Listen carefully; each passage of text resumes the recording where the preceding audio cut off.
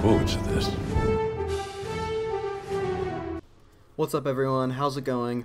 I hope you all had a good New Year's, and sorry I haven't uploaded in a while. I've been pretty busy lately with work and everything. But in this video, I'm going to be going over your top 5 reinforcements that you would like to see in Star Wars Battlefront 2. So I asked you guys over on the community tab to vote for your most wanted reinforcements, and almost 100 of you voted, so that's pretty crazy.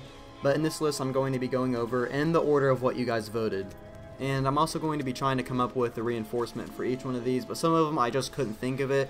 So let's get started at number 5 on the list, and it's an ARC Trooper. So if you didn't know, the ARC Troopers are actually already in the game files for Battlefront 2, but before you get too excited about that, these have been in the files since the beginning of the game's life, back I think when the beta came out, or maybe no, I think it was the last Jedi season when they were found, so that was mid-December, so the likeliness of these guys to come is somewhat low considering they've just been sitting in the files for so long. Nothing has changed. Actually, a couple things have been taken out since then, but who knows, maybe they will get in the game eventually once they come up with a reinforcement for the Separatist side.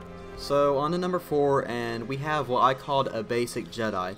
I know it doesn't seem too interesting at first, but I've come up with some ideas that could help make these guys pretty fun to use if the developers decide to do something like this. My first thing is that they will basically be a step down from the normal Jedi heroes. I think making them cost around 3,000 battle points would be a fair amount. They would have basic attack animations as well as a saber throw along with a force push ability and maybe even a healing ability if they wanted to have a third one. But something I've always wanted to have in this game was more customization, more ways to make you stand out from the rest of the players on the battlefront. And one way they could do that is to allow full customization for these Jedi, all being cosmetic of course, and they could even make a lot of money off of it as well. But I like to be able to create my own Jedi, choose the name, what outfit they're wearing, and what color lightsaber, as well as the hill, and of course what species they are.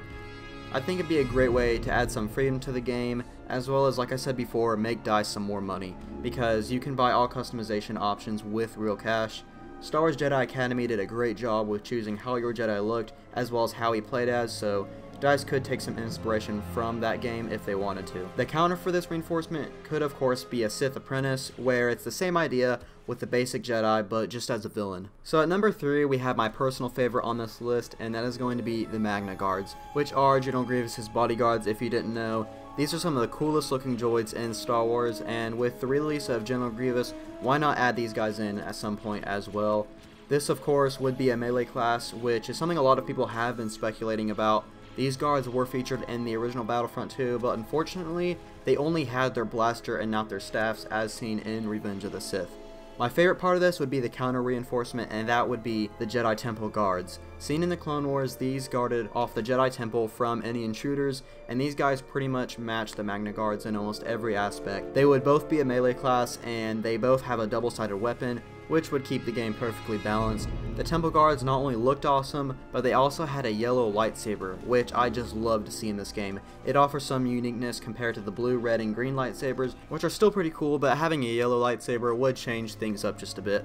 And I know it might be weird seeing these guys on other planets other than Coruscant, but let's be honest, this game has a lot of stuff that just doesn't really make sense. In the end, it's all for what makes the game fun. I mean, we've got Wookiees on every faction, every planet except for Geonosis, which is a really good thing. I'm glad they didn't add them. And we have cross-era heroes, but like I said, it's all what will make the game fun. So at number 2, this isn't going to be a surprise to anyone. You guys voted Republic Commandos, which I'm glad to see you want them just as much as I do. Republic Commandos are basically the special forces for the clones. If you haven't played that game, I highly recommend it.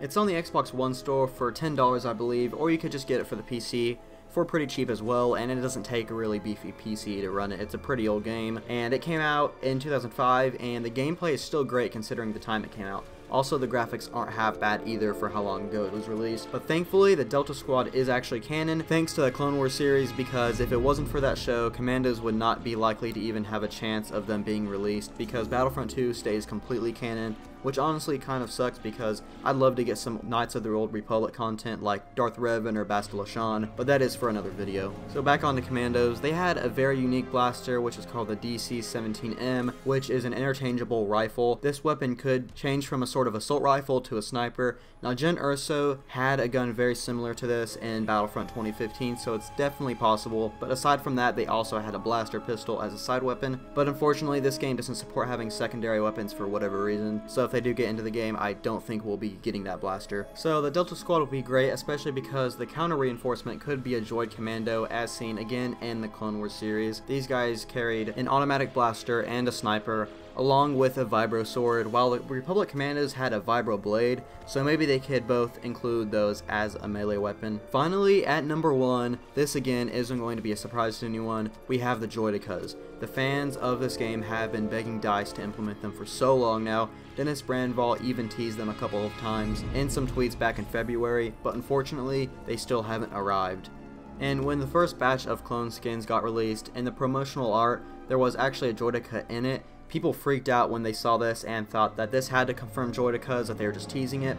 Unfortunately, Ben Walk, who was the community manager for Battlefront 2, said that it was a mistake and that at the moment they have no plans to add them in the game, which really does suck, but hopefully that statement has changed since then, because that was back in August, I believe, or September. But hopefully, due to the backlash of this, that the devs are working on them now, because if they were in the artwork, that means that they do have assets for them in the dev build of this game, because they actually use that build to create the promotional art for the game. But overall, Droidekas are just iconic, and I do not know how they haven't been made yet.